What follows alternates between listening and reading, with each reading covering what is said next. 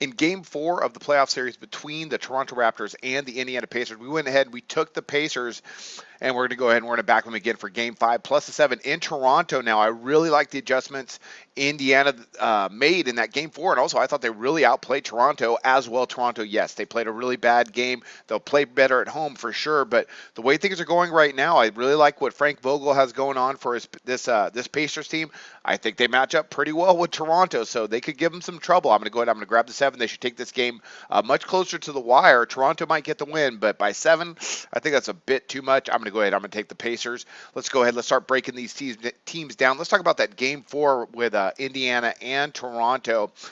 In that game 4, Indiana shot 47% from the field and over 37% from distance, although they did get out rebounded 56-49 from Toronto, but that wasn't really such a big deal for them. They really got after it on the defensive end, and they moved the ball really well with 24 assists. They got 15 offensive boards. I mean, they were just everything was clicking for them. I really think they got a little bit smaller. They try to push some pace a little bit, and that really helped them in that game. And I think they're going to be able to continue that even in Toronto. Can Toronto win? Sure, of course.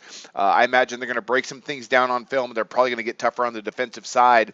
Well, they're going to have to, and they're definitely going to have to shoot the ball better, which they should at home, but still 7, bit too much. Let's talk about Toronto, the Raptors. In that game 4, they shot just 36.5% from the floor and only 26.7% from distance, but they did get to the line 30 times, and again, they did out-rebound the Pacers, but for the most part, I thought Indiana looked very good, like very in tune with what they wanted to do game plan wise. Toronto offensively, they went 8 for 30 from distance, just did not shoot the ball well at all, and also they didn't move the ball very well with just 12 assists. So I like Indiana here. I know going back to Toronto, it's going to be easy, but 7's a bit too much with an Indiana team that I think might have caught lightning in a bottle. We're just going to have to wait and see here how well Toronto adjusts now to what Indiana did in game 4, but I still like the Pacers. That's one of my NBA picks, and I wish you luck on your picks today.